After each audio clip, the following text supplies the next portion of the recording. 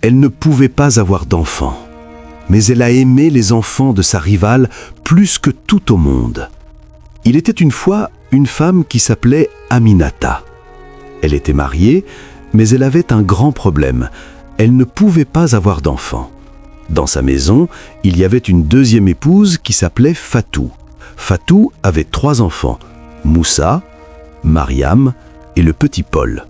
Chaque jour, Fatou disait des choses très méchantes à Aminata, devant tout le monde. Elle disait « Regarde cette femme inutile, elle ne peut même pas donner des enfants à son mari. Elle est comme un arbre mort qui ne donne pas de fruits. Tu ne sers à rien. » Aminata pleurait beaucoup dans son cœur, mais elle ne répondait jamais. Elle continuait simplement à faire son travail dans la maison, en silence. Un jour, quelque chose de terrible arriva. Une maladie très grave toucha la région. En seulement 1 semaine, Fatou mourut. Le mari d'Aminata mourut aussi. Les 3 enfants se retrouvèrent seuls au monde, sans père ni mère. La famille du père arriva, mais ces gens ne voulaient pas aider les enfants. Ils prirent tout l'argent de la famille. Ils prirent les terres et les animaux. Puis ils partirent, en abandonnant complètement les 3 enfants. Ils disaient « Pourquoi perdre notre temps avec ces enfants? Nous avons nos propres problèmes. » Tout le monde pensait qu'Aminata allait se venger. Les gens disaient « Maintenant, elle va laisser mourir les enfants de Fatou. » C'est normal, Fatou était si méchante avec elle pendant toutes ces années. Mais Aminata surprit tout le monde.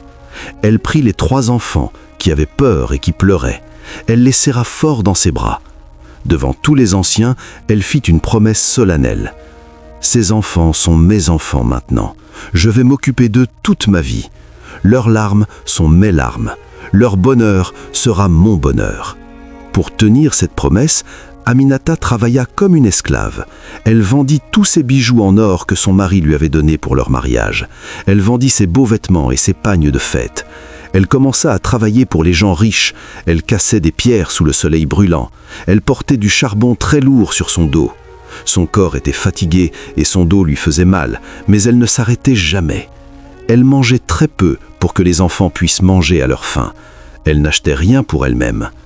Tout son argent servait à acheter des chaussures pour Moussa, des robes pour Mariam et des médicaments pour Paul quand il était malade.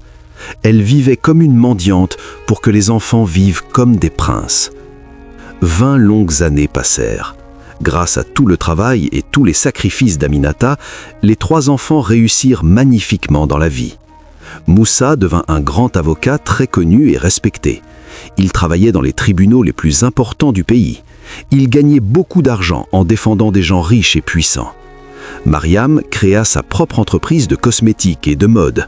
Elle était très célèbre. On voyait sa photo dans les magazines de luxe. Elle avait des boutiques dans toutes les grandes places. Paul devint chirurgien. Il opérait dans les meilleurs hôpitaux privés où seuls les gens très riches pouvaient se soigner. Les 3 frères et sœurs vivaient maintenant dans de grandes maisons magnifiques. Ils avaient des voitures de luxe avec l'air conditionné. Ils voyageaient souvent en Europe pour leurs vacances. Ils mangeaient dans les restaurants les plus chers. Ils fréquentaient les personnes importantes et riches de la société. Pendant ce temps, Aminata était devenue une vieille femme très fatiguée. Elle vivait toujours dans la même petite maison pauvre et simple. Le toit était cassé et laissait passer la pluie quand il pleuvait. Ses mains étaient déformées et lui faisaient très mal. C'était à cause de tout le travail dur qu'elle avait fait pendant des années pour élever les enfants. Un soir, Aminata tomba très malade. Elle ne voyait presque plus rien. Ses jambes ne pouvaient plus la porter. Elle ne pouvait même plus marcher pour aller chercher de l'eau. Elle sentait qu'elle allait bientôt mourir. Alors, elle envoya un jeune messager porter un message aux 3 enfants. Dans ce message, elle ne demandait pas d'argent, elle ne demandait pas de grandes choses. Elle demandait simplement à voir leur visage une dernière fois avant de mourir. C'était son dernier souhait. Le message arriva dans la grande maison de Moussa. Il appela sa sœur Mariam et son frère Paul pour en discuter ensemble. Ils se réunirent autour d'une grande table remplie de nourriture délicieuse et de boissons chères. Mais au lieu de montrer de l'amour et de la compassion, ils furent très égoïstes et ingrats. Moussa dit avec colère « Elle nous dérange tout le temps. Elle ne comprend pas que nous sommes des gens importants maintenant. Si mes collègues avocats apprennent que ma mère est une vieille paysanne pauvre qui ne sait ni lire ni écrire et qui vit dans une petite case, ils vont se moquer de moi. Ma réputation sera détruite. » Mariam, en touchant ses bijoux chers et ses perles riches, ajouta « De toute façon, nous ne lui devons rien du tout. Elle a juste fait ce qu'elle devait faire, c'est tout. Et puis, on lui envoie déjà un peu d'argent de temps en temps. Que veut-elle de plus ?» Paul, le médecin, dit froidement « Écoutez, elle est vieille maintenant. C'est normal qu'elle soit malade. C'est la vie. On ne peut rien faire contre le temps qui passe. Envoyons-lui juste un peu d'argent pour qu'elle arrête de nous déranger avec ses messages. Nous avons des mariages importants à préparer. Si elle vient ici, elle va nous faire honte devant nos invités riches et nos amis importants. » Alors, ils mirent quelques billets dans une enveloppe. Ils envoyèrent cette enveloppe avec un message très froid et cruel qui disait « Nous sommes trop occupés pour venir te voir. Ne nous envoie plus de messagers. C'est embarrassant pour nous. » Quand Aminata reçut l'enveloppe, elle ne regarda même pas l'argent qui était dedans. Elle prit seulement la lettre et la serra contre son cœur qui était déjà brisé. Puis elle s'allongea dans le noir de sa petite maison. Il voulait transformer les vieilles maisons familiales en un grand hôtel de luxe pour les touristes étrangers riches. Ils revinrent dans de grosses voitures avec des chauffeurs personnels. Ils portaient des lunettes de soleil noires et des vêtements très chers. Leur cœur était froid comme de la glace. Ils n'étaient pas venus pour voir Aminata ou pour savoir comment elle allait. Non, ils étaient venus pour la chasser de la vieille maison familiale. Sans même la regarder dans les yeux, Moussa cria aux ouvriers qu'ils avaient amenés avec eux « Jetez tout ce qui est vieux ici, brûlez ces vieilles nattes, cassez ces vieux meubles en bois. Nous devons tout détruire pour construire notre hôtel moderne et luxueux. » Aminata s'asseyait dehors sur un morceau de bois vieillot.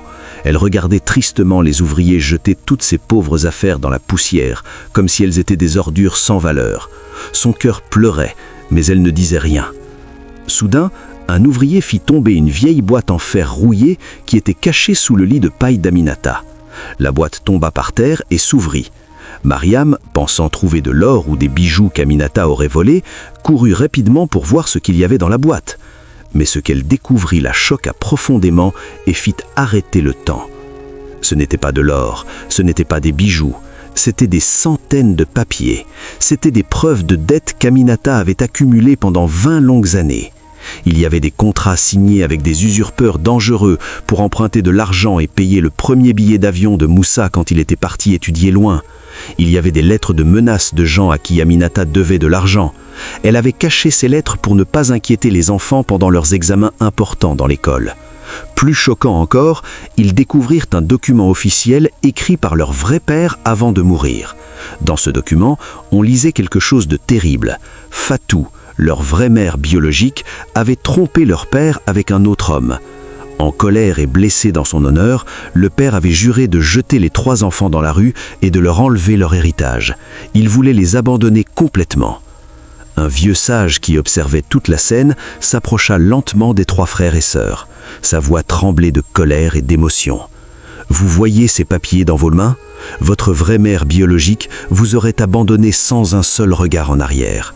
Cette Aminata, cette femme que vous méprisez et que vous traitez comme une moins que rien, qui s'est jetée aux pieds de votre père pendant 3 jours et 3 nuits, sans manger, sans dormir, suppliant et pleurant pour sauver vos vies.